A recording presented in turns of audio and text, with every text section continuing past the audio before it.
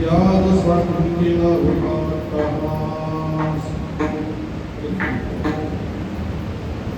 याद साठी केला होता तमास, शेवटचा किस गोड भावा. आता निश्चिंतीने पावलो विसावा, आता निश्चिंतीने पावलो विसावा, कुंतलिया धावा दृष्टीची. कवतुक वाटे झालिया वेसाची, नाम मंगळाची जुळे. आता निश्चिंतीने पावलो विसावा, कुंतलिया धावा दृष्टीच्या. तुका म्हणे मुक्ती परिमिली नोवरी, आता दिवस चारी खेळमिळी. आता निश्चिंतीने पावलो विसावा, कुंतलिया धावा दृष्टीच्या. पांडुरंगा करू प्रथम नमन दुसरे चरण संताच्या. त्यांची कृपाने कथेचा विस्तार पावानी सद्गुरु दास तुका. लोकाभिराम मृणरंगती रंगाची बनेत मृगवंशनाथम. कारुण्यरूपं करुणाकरंतं श्रीरामचंद्रं शरणं प्रपद्ये. मनोजवं मरुततुल्यवेगं चितेन्द्रियं बुद्धिमतां वरिष्ठं. वातात्मजं वानरयूथमुख्यं श्रीरामदूतं शरणं प्रपद्ये. मंगलभवन अमंगलहारी, नमो सुदशरथाजल बिहारी. सिया राममय सब जग जानी, करहु प्रणाम जोरी तुझपाणी.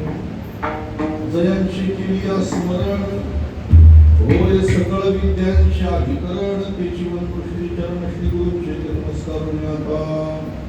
मस्तक माझा पायावरी, मस्तक माझा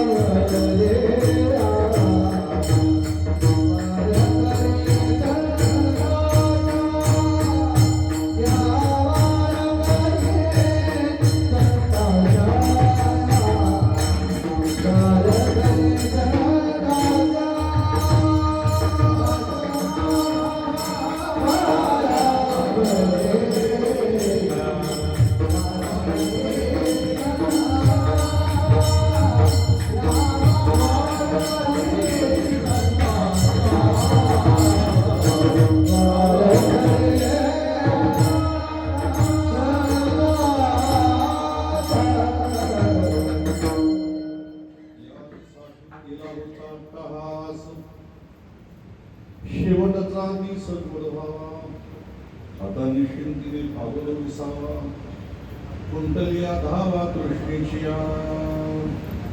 आजच्या प्राप्तप्रसंगी कीर्तनकृती सेवेकर्त्यांमध्ये अभंग या पवित्र महाराष्ट्रातील पवित्र जलतीर्थ पुण्यपावन पुण्यस्थलीला अमृत वाहिनी इंद्रायणी मातेच्या तीरावर असलेलं क्षेत्र देहू. या देहू क्षेत्रातील महान संत वैराग्याचे मूलमणी संत श्रेष्ठ जगद्गुरु तुकोबाराय यांचा हा चालचरणाचा अभंग सेवेकरता निवडलेला आहे. या अभंगामध्ये जगद्गुरु संत तुकोबारायांनी आपल्या जीवनातील अत्यंत उच्चतम स्थितीचं वर्णन केलं आहे. दुःखमय जीवनातून शाश्वत सुखापर्यंतचा जो प्रवास आहे, त्या प्रवासाचं वर्णन अभंगामध्ये आलेलं आहे. एका वेगळ्या भाषेत जर सांगायचं झालं, कारण महाराज बाबावरती कीर्तनामध्ये संतप्त जीवनातून संतृप्त जीवनाचा जो प्रवास आहे तो या अभंगामध्ये तुकोबारायांनी वर्णन केलेला आहे. विठ्ठल विठ्ठल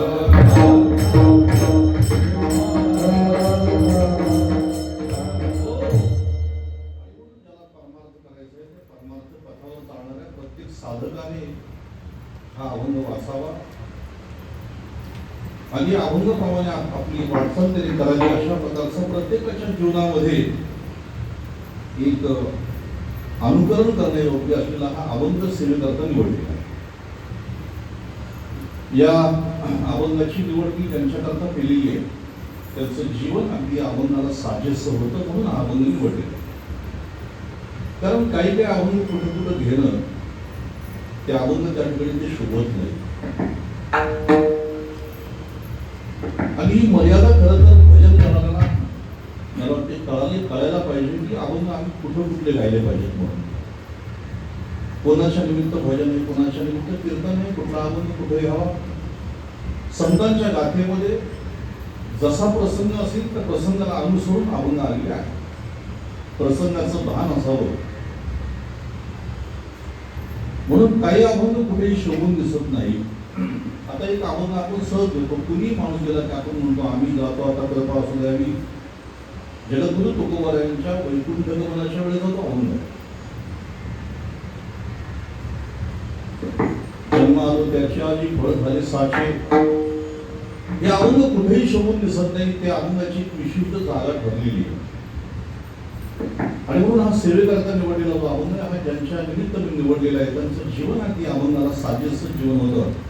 आणि फक्त परायण वैकुंठवासी आपले भाऊ दादा यांच्या दशक्रियेच्या निमित्ताचं हे कीर्तन आहे. येथे आपण 13व्याच्या पूर्वसंध्येला कीर्तन करीत असतो. या परिवाराने या कुटुंबाने दशक्रियेच्या रात्रीचं कीर्तन ठेवलेलं आहे. आणि त्याचं कारण सुद्धा तसंच आहे. मी तर त्यांना म्हटलं की ज्या दिवशी भाऊदादा गेले त्या दिवशी म्हटलं की जर आषाढीची वारी नसती तर आपण दररोज कीर्तन ठेवले असते. एक सप्ताह या ठिकाणी आपण केला असता 7 दिवसाचा.